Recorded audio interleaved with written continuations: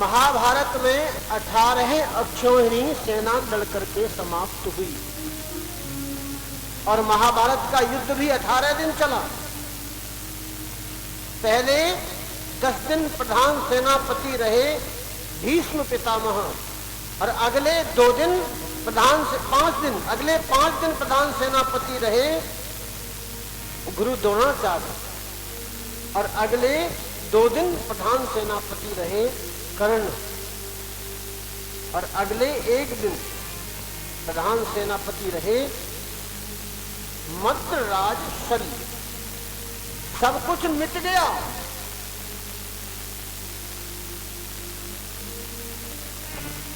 कुछ बाकी नहीं रहा। यदा मृधे कौरव संजयाना वीर स्वथे वीर गति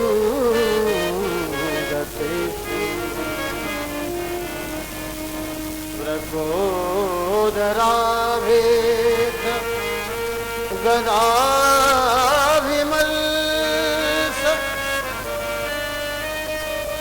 भग्नोर्दण्डे धृतराष्ट्रपुत्रे।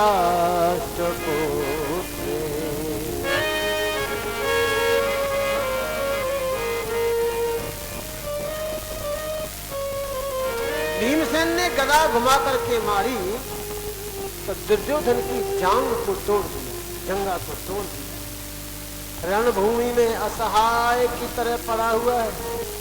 उसी समय गुरुपुत्र अश्वत्थामा आए। दुर्योधन ने रो करके कहा, हे मित्र, मेरी ये दशा,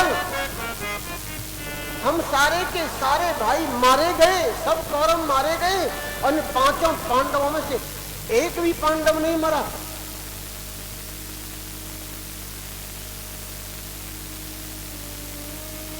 दुर्योधन को महाभारत में मंदमती कहा गया है। हमारे महापुरुषों ने मति जो बताई है ना, 4 प्रकार की मति बताई है।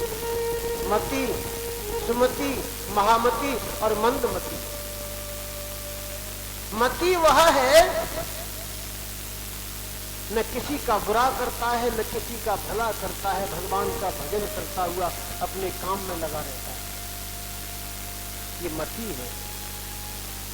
और सुमति अपना कार्य भी सुधारता है और दूसरे का कार्य भी सुधारता है, ये है सुमति।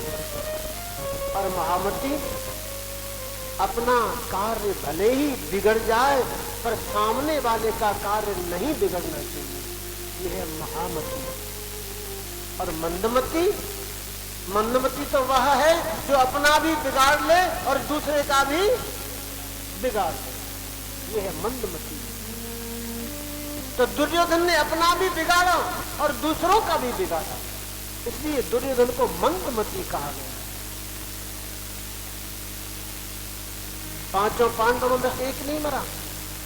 अश्वत्थामा ने कहा, तुम चिंता मत करो, कल प्रातः काल द्रौपदी के 5 पुत्रों के सिर काट करके ला करके तुम्हारे चरणों में डाल दूंगा। भगवान श्री कृष्ण ने पांडवों से कहा, सुनो, जिस कक्ष में विश्राम करते हो ना, आज उस कक्ष में विश्राम नहीं करोगे, आज मेरे साथ विश्राम करोगे। अश्वत्थामा रात्रि को आया और द्रौपदी के 5 पुत्रों के सिरों को काट करके ले गया। अश्वत्थामा ने दुर्योधन के सामने जाकर के रख दिए। लो मित्र, बड़े बड़े अतिरथी जिस काम को नहीं कर सके वह काम आज मैंने करके दिखाया। देखो, मैं 5 पांडवों के सिरों को काट करके ले आया। दुर्योधन चौंक गया, सिरों की ओर देखा, एक सिर को उठाया, दोनों हथेलियों के बीच में रख करके दबाया तो सिर फट गया। दुर्योधन ने कहा, अश्वत्थामा, ये 5 पांडवों के सिर नहीं है, ये तो तुम द्रौपदी के पुत्रों के 5 सिरों को काट करके ले आए हो। बच्चों की हत्या तुमने की है, ये तुमने ठीक नहीं किया, अच्छा नहीं किया। द्रौपदी को मालूम हुआ तो द्रौपदी रोने लगी।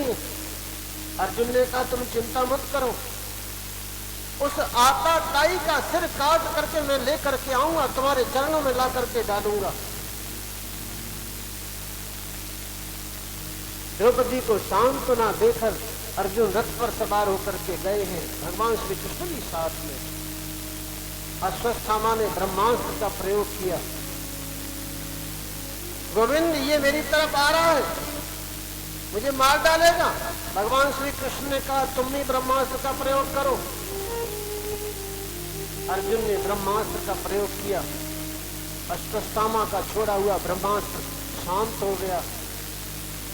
भागते हुए अश्वत्थामा को पकड़ लिया, द्रौपदी के चरणों में ला करके डाल दिया। अश्वत्थामा भय से कांप रहे। द्रौपदी ने कहा अर्जुन मुच्यताम मुच्यताम, छोड़ दो इनको, छोड़ दो। क्यों? क्योंकि आज जिस प्रकार से अपने पुत्रों के वियोग में मैं रो रही हूं ना, आप अगर इनको मार दोगे तो इनकी माता भी उसी प्रकार से रोएंगी जिस प्रकार से मैं रो रही हूं। आप इनको छोड़ दो।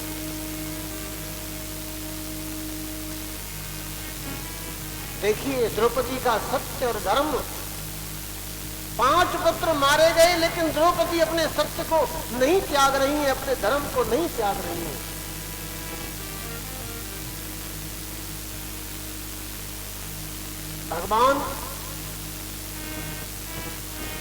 भगवान ने द्रौपदी का चीर क्यों बढ़ाया था? तो द्रौपदी ने कभी भी अपना सत्य नहीं छोड़ा, कभी भी अपना धर्म नहीं छोड़ा। द्रौपदी ने बड़ी से बड़ी विकट परिस्थितियों में जो अपने सत्य और धर्म को नहीं छोड़ते हैं ना, भगवान उन्हीं की सहायता करते हैं। भगवान उन्हीं के साथ में खड़े रहते हैं। और जो विचलित हो जाते हैं ना, भगवान उनकी सहायता नहीं करते। सत्य पर चलने के लिए बहुत कठिन परीक्षाएं देनी पड़ती हैं। सत्य पर चलना ऐसे समझ लो कि तलवार की धार पर चलना है।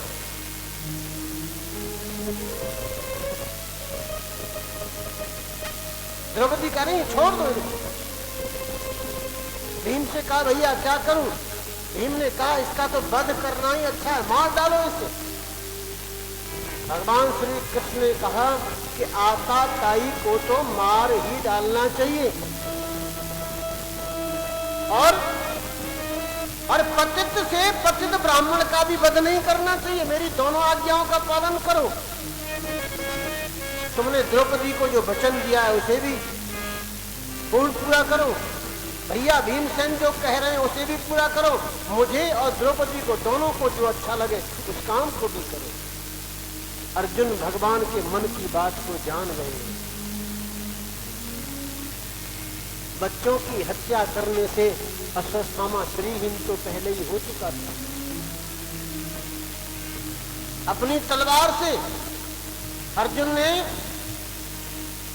अश्वत्थामा के माथे की मणि को निकाला, आधी मूंछ मुड़वाई, आधी दाढ़ी मुड़वाई, वस्त्रों को उतारा और धक्का देकर के अपने शिविर से बाहर निकाल दिया। ब्राह्मण का 4 प्रकार से अपमान ही ब्राह्मण की मृत्यु है।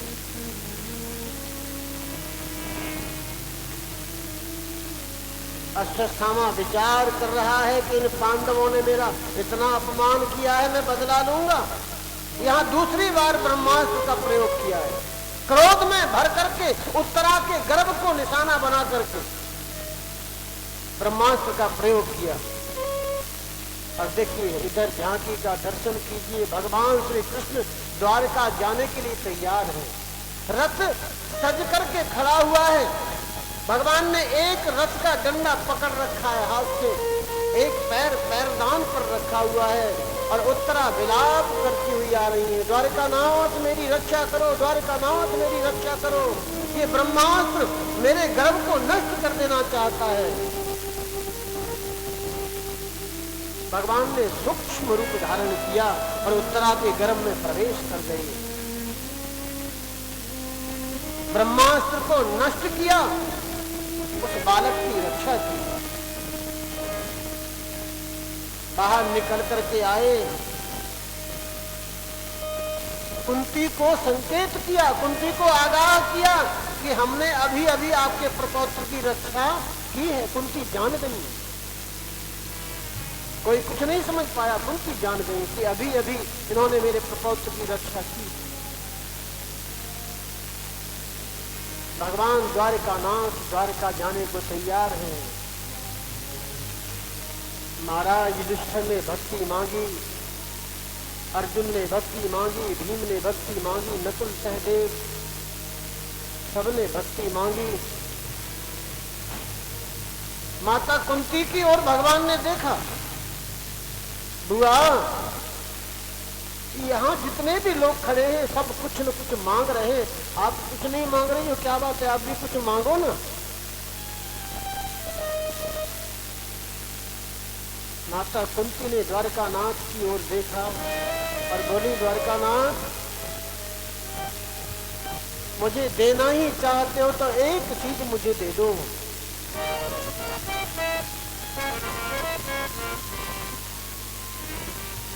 विपदः सन्तु नः, विपदः सन्तु नः शश्वतत्र तत्र जगद्गुरो।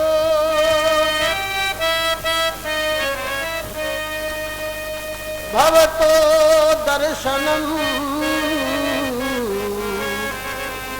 यस्याद्य पुनर्भव दर्शनम।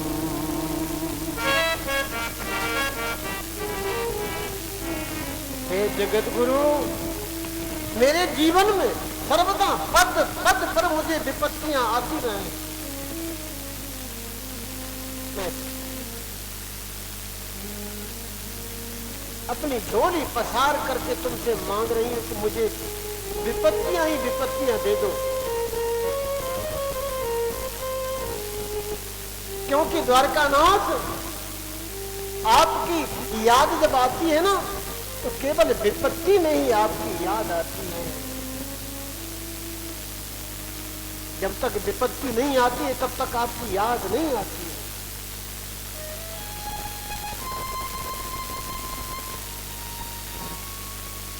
और आपकी याद जब आती है तो जन्म मरण का ये चक्कर है ना, ये छूट जाता है। इसलिए मुझे प्रति क्षण आपकी याद बनी रहे, हर समय आपकी याद बनी रहे, मैं कभी आपको भूलूं नहीं, इसलिए मुझे विपत्तियां ही विपत्तियां दे दो। भगवान ने कहा, क्यों बुआ, अभी विपत्तियों से मन भरा नहीं है? कितनी विपत्तियों का सामना तुमने किया है, फिर भी विपत्ति ही मांग रही हो।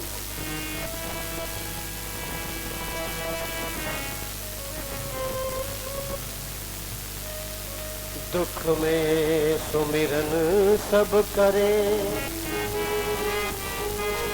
सुख में करे न कोई। दुख में सुमिरन सब करे, सुख में करे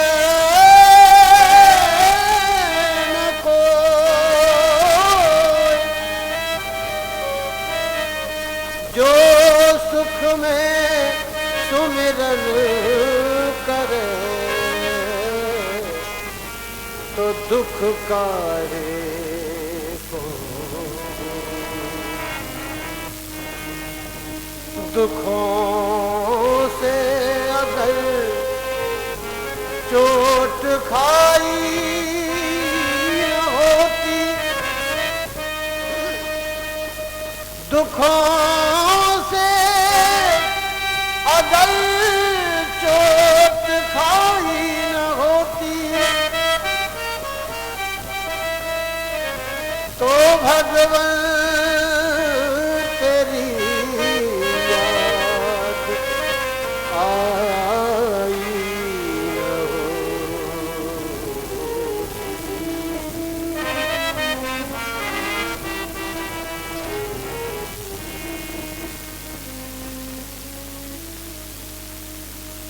सुख में तो भगवान की याद कभी आती नहीं।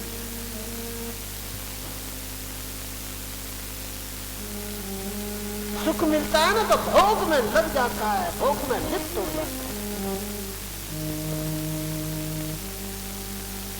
दुख जब मिलता है तभी भगवान की याद आती है।